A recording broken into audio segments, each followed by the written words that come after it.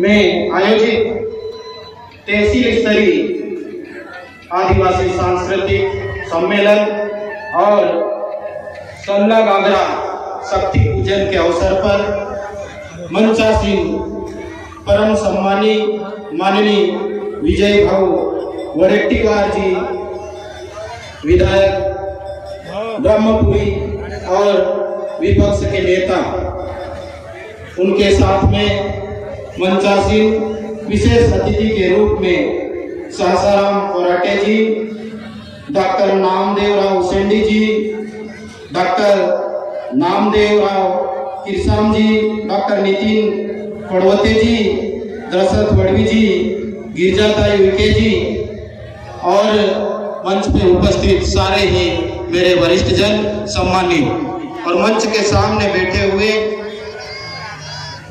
चोरटी और चोरटी गांव के आसपास से आए हुए मेरी माता बहनें और भाइयों, मैं संक्षिप्त में बात करूंगा। दो नारे के साथ में एक बहुत सुंदर सी प्रस्तुति प्रकृति के साथ में जुड़ा हुआ नृत्य प्रस्तुत किया गया। मैं रक्त प्रवाह के साथ में अपनी बात को प्रारंभ करना चाहूंगा। करूंगा आपसे आदिवासी एकता जिंदाबाद, जिंदाबाद जिंदाबाद, आदिवासी एकता जिंदाबाद, जिंदाबाद जिंदाबाद। एक तीर एक कमान, महिला पुरुष एक समान, महिला पुरुष एक समान, एक तीर एक कमान, महिला पुरुष एक समान। Thank you.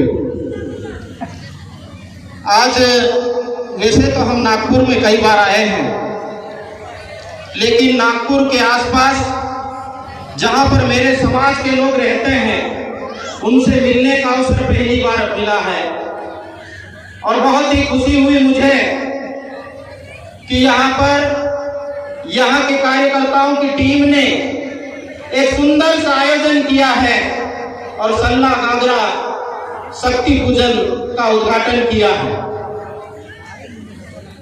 जब मोरेश्वर जी विके जी से बात हो रही थी कि सर आपको हमारे यहाँ पे आना है, मुझे घूमने का और लोगों से मिलने का बहुत शौक है, मैंने कहा आपने याद किया, हम अवश्य आएंगे। मैं मंचासीन मेरे वरिष्ठ लोगों से बताना चाहूंगा कि बचपन से समाज जागरण का काम हम कर रहे हैं और शासकीय सेवा मैंने 20 साल तक की। 3-4 प्रकार की शासकीय सेवा मध्य प्रदेश शासन में की और आखिरी में राज्य कर अधिकारी जीएसटी के पद पे रहते हुए वीआरएस किया। मेरे साथियों का 15 दिन बाद असिस्टेंट कमिश्नर का ऑर्डर हुआ, लेकिन मेरे समाज की जो स्थिति है, माननीय मेरे समाज में किस्मती कहे या बदकिस्मती कहे, इस देश में 7.5% लोग आदिवासी निवासरत हैं और इस देश का यदि महाराष्ट्र प्रदेश की भी बात करेंगे तो अधिकांश प्राकृतिक संसाधन, चाहे जल हो, जंगल हो, जमीन हो या खनिज संपदा हो, सारा आदिवासी इलाके में पाया जाता है। बावजूद इसके आप लोगों को मैं स्मरण कराना चाहूंगा कि इस देश के बड़े नेता और आने वाले समय के इस देश के माननीय प्रधानमंत्री जी राहुल गांधी जी भारत छोड़ो यात्रा लेके निकले थे, तब आप ही के इलाके से निकलते हुए एक बात कही थी कि आदिवासी का अर्थ क्या होता है। लोगों ने नाना प्रकार से खिल्लियां उड़ाई, हमको सुधारने की नसीहत दी। किसी ने वनवासी कहा, किसी ने गिरिजन भी कहा और किसी ने जातिवाद भी कहा, अलगावाद भी कहा और एक शब्द ऐसा है जो यहाँ पे अति संवेदनशील में कहना नहीं चाहूंगा, लेकिन वैसे भी हमको संबोधित करते हैं। लेकिन माननीय राहुल गांधी जी ने इस देश के इतिहास में पहली बार सार्वजनिक रूप से स्वीकार किया कि आदिवासी का अर्थ आदि अनादि काल से रहने वाला मूल मालिक है। और चूंकि धरती की उत्पत्ति के समय से, प्रकृति की उत्पत्ति के समय से इस भूभाग कालखंड में आदिवासी है, इसलिए जल जंगल जमीन पे और खनिज संपदा पे पहला अधिकार आदिवासियों का है। ये बहुत बड़ी बात है। ये बात कहने के लिए हिम्मत चाहिए होती है। और माननीय राहुल गांधी जी, मैं पार्टी से बात नहीं कर रहा हूं, लेकिन जो सच्चाई है वो लोगों के सामने कहना पड़ेगा। देश नहीं सही, लेकिन माननीय राहुल गांधी जी ने जो हिम्मत की है उसके साथ में आदिवासी समाज हमेशा खड़ा रहेगा और आने वाले समय में एक शक्ति के रूप में उभारने में आदिवासी समाज मदद करेगा। माननीय राहुल गांधी जी इस देश में गरीबों की बात कर रहे हैं, दलितों की बात कर रहे हैं, ओबीसी की बात कर रहे हैं और मजदूरों की बात कर रहे हैं, मुद्दे की बात कर रहे हैं। वरना इस देश में पाकिस्तान और चाइना की बात की जाती है। इस देश में हिंदू मुस्लिम सिख ईसाई की बात की जाती है और आपस में जातिवाद के नाम पे लड़ाने की बात की जाती है। देश में राजनीति होना चाहिए। सत्ता पे विराजमान दो बड़े दलों में से एक दल होगा, लेकिन राजनीति मुद्दे पे होना चाहिए, विकास पे होना चाहिए। लेकिन इस देश में एक विचारधारा है जो देश में खून की होलियां खेलने से भी पीछे नहीं हटती है। आपने देखा होगा, क्योंकि मैं मध्य प्रदेश से आता हूं, मेरे मध्य प्रदेश में आदिवासियों की जो स्थिति है वही स्थिति मेरे महाराष्ट्र राज्य में भी है। तो आखिर इस स्थिति से उबरने के लिए आखिर हमको करना क्या होगा? इसमें हम लोगों को बात करने की जरूरत है, चिंतन मंथन करने की जरूरत है, आगे बढ़ने की जरूरत है। तो मैं कहना चाहूंगा कि ये जो पढ़ा लिखा तबका बैठा है, नौजवान लोग जो हैं, उनको समाज के लिए सब कुछ छोड़कर आगे आने की जरूरत है। यदि मजदूर है तो मजदूर के साथ में लड़ाई करने की जरूरत है, मजदूरी के साथ में लड़ाई करने की जरूरत है। यदि सास की सेवा में है तो सास की सेवा में रहते हुए लड़ाई करने की जरूरत है। यदि विद्यार्थी है तो विद्यार्थी रहते हुए लड़ाई करने की जरूरत है। यदि कोई राजनीति करता है तो राजनीतिक पद में रहते हुए लड़ाई करने की जरूरत है, तब जाके हमको न्याय मिलेगा। इस देश के संविधान में डॉक्टर बाबा साहब भीमराव अंबेडकर की अगुवाई में इस देश में आदिवासियों के लिए, गरीबों के लिए, पिछड़ों के लिए, दलितों के लिए, सबके लिए प्रोविजंस किए गए हैं। इस संविधान में 5वीं अनुसूची, संविधान में 6ठी अनुसूची और पैसा कानून के यहाँ पर नियम बने हुए। हमारे यहाँ तो पंचायती राज अधिनियम के नियम बना के हम लोगों को सौंप दिए गए हैं, लेकिन उसका इम्प्लीमेंटेशन आप जब तक बात नहीं करोगे तब तक आपका सामने ये मिलने वाला नहीं। क्यों? क्योंकि ये संविधान की जो किताब है मोटी सी, उसमें इस देश के संविधान में 5वीं और 6ठी अनुसूची का जो उल्लेख किया गया है उसका विशेष मकसद रहा है। वो मकसद इस देश के देशज लोग, इंडिजिनियस पीपल्स लोगों का जो भाषा है, संस्कृति है, कल्चर है, उनकी परंपराएं हैं, रीति रिवाज है, जैसे कि आज आपने संपन्न किया, उसको संरक्षण मिलना चाहिए। साथ ही साथ आदिवासी बचना चाहिए और आदिवासी के आसपास का जो पर्यावरण पारिस्थितिकी तंत्र है वो बना रहना चाहिए और उसके साथ ही प्राकृतिक संसाधन अर्थात जल जंगल जमीन और खनिज संपदा बची रहना चाहिए ताकि आने वाली पीढ़ी को हम सुरक्षित हस्तांतरण कर सके। लेकिन इस देश में पूंजीवाद के चलते इन सब की धज्जियां उड़ाई जा रही है। इस देश की राजधानी में भारतीय संविधान की गोलियां जलाई जाती है और फिर भी इस देश में प्रतिक्रिया नहीं होती है। इसलिए हम कहना चाहते हैं कि नौजवान पढ़े लिखे साथियों को आगे आने की जरूरत है और इसीलिए मैंने 20 साल की नौकरी छोड़कर, 20 साल बचे हुए छोड़कर समाज के लिए निकला हूं और 2013 से मैं लगातार आदिवासी इलाकों में आदिवासियों बचाओ यात्रा, संवैधानिक अधिकार बचाओ यात्रा, प्रकृति संस्कृति लोकतंत्र एवं संविधान संरक्षण यात्रा लेके निकला हूं और यह अनवरत यात्रा है। उसी यात्रा के तहत संविधान बचाओ। की यात्रा के तहत आज हम आप लोगों के बीच में आए हैं। ये चुनाव विधायक, सांसद, सरकारी नौकरी आती जाती रहेगी साथियों, लेकिन आपके आने वाला भविष्य सुरक्षित नहीं होगा तो ये गाड़ी, घोड़ा, बंगला, आपका पद प्रतिष्ठा कोई काम आने वाला नहीं है। आने वाली पीढ़ियां गालियां देगी कि मेरे पूर्वजों ने हमारे समाज की रक्षा नहीं की। आपने बाबा साहब अम्बेडकर को देखा है, पढ़ा है, समझा है।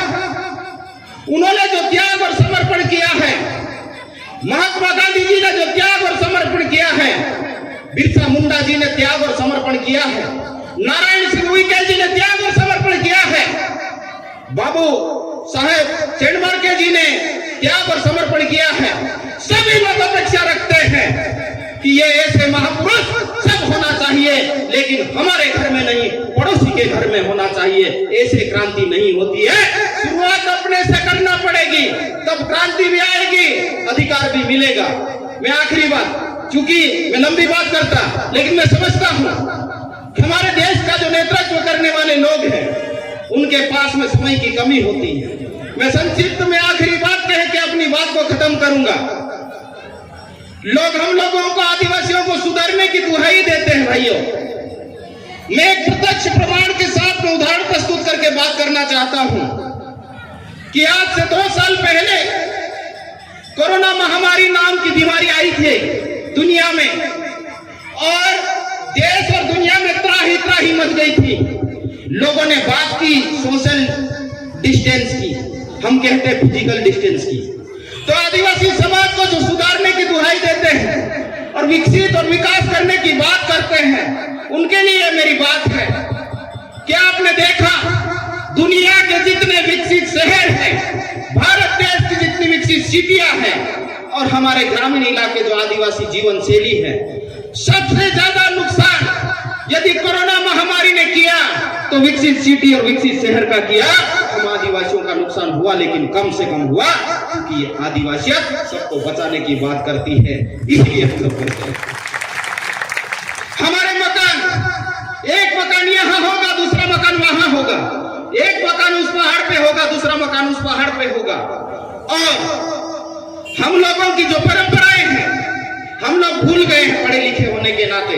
मेरे जैसे अफसरों ने मेरे समाज को बिगाड़ा है, हम लोग भूल गए हैं, लेकिन हम लोगों का जीवन सामूहिक रहा है। हमारे यहाँ पे ठास नामक की परंपरा चलती है, यहाँ पर भी चलती होगी। किसी के घर में खेती बाड़ी करने के लिए हल बखर बैल नहीं है, तो गांव में डोंडी पिटवा दी जाती है कि कल फला के घर पे आना है, एक दिन के लिए खेती को तैयार करना है बोने के लिए। आते हैं, दिन भर काम करते हैं, शाम को खाना खा के चले जाते हैं। ये आदिवासियत है।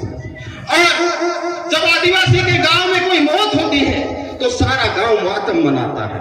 आप एक विकसित शहर में चले जाइए, मैं उनको उलाहना नहीं दे रहा हूं, कंपेरिजन कर रहा हूं। आप विकसित शहर में चले जाइए, एक ही मल्टी में मौत हो जाती है, वहां पे दूसरे मल्टी में जो एक और मल्टी में रहने वाला है, उसके फ्लोर पे मातम रहेगा, बाकी खीर पूरी बना के खाई जाती है। हमारे गांव में सारे लोग मातम मनाते हैं, और उस घर के लोगों को चूल्हा नहीं जलाने देते हैं, उसकी मदद करते हैं, उसके घर में बैठने के लिए आए हुए लोगों को खाना खिलाते हैं, और 8 से 10 दिन तक लगातार बैठने जाते हैं ताकि बात करें, उनका ध्यान बढ़ जाए। तो यह आदिवासियत है। और आदिवासियत की एक और बात मैं कह देना चाहता हूं, आप लोगों ने पूजा की, हम लोग जो पूजा करते हैं, चांद, सूरज, हवा, पानी, धरती, जंगल, जमीन और हमारे जो काम आने वाली चीजों की पूजा करते हैं, जिससे हमारा जीवन चलता है। हमारे पूर्वजों को जिसने हमने देखा, जाना, हमने नहीं जाना तो मेरे पिताजी ने जाना, मेरे दादाजी ने जाना, परदादी जी ने जाना। अर्थात जिससे जीवन चलता है, जो जीवन को चलाने में सहयोगी होता है, जिससे जीवन की सुरक्षा के लिए आवश्यक है, उसकी ये पूजा आदिवासी समाज करता है। इसलिए अन्न हाथ में लेते हैं, अनाज और पानी हाथ में लेते हैं, और ये प्राकृतिक जो भी चीजें लेते हैं वो पूजा करते हैं। पूजा करते इसका मतलब क्या है? पूजा करते इसका मतलब ये है कि इसको बचाना है, और इसको बचाएंगे तो न सिर्फ आदिवासी बचेगा बल्कि गैर आदिवासी भी बचेगा, और ये दुनिया बचने वाली है। इसलिए हम लोगों को तो सुधारने की दुआएं देते महान विदुषी महाशिवता देवी वर्मा की भाषा है कि आदिवासियों के बीच में यदि जाते हो तो उन्हें सुधारने की दुआई देने मत जाइए, आप धर्मकरण करने मत जाइए, आप उनको लोकतंत्र की परिभाषा सिखाने मत जाइए, उससे लोकतंत्र की परिभाषा और असली लोकतंत्र सीखने के लिए उनके बीच में जाइए। 2015 में जब पृथ्वी परिषद हुआ था तो फिनलैंड के वैज्ञानिक जी ने एक बात कही थी, आखिरी बात कह रहा हूं। उन्होंने कहा वहां पृथ्वी परिषद में इस देश इस दुनिया में गर्मी बढ़ रही है तो गर्मी को कम कैसे किया जाए। सारे वैज्ञानिकों ने अपनी अपनी बात रखी, सारी दुनिया के वैज्ञानिकों के साथ में मां उर्मिला जी ने एक ही बात एक ही लाइन में कही थी कि दुनिया का तापमान यदि कंट्रोल करना है, भारत देश के आदिवासी को जीवन शैली अपना लीजिए, तापमान ऑटोमेटिक कंट्रोल हो जाएगा।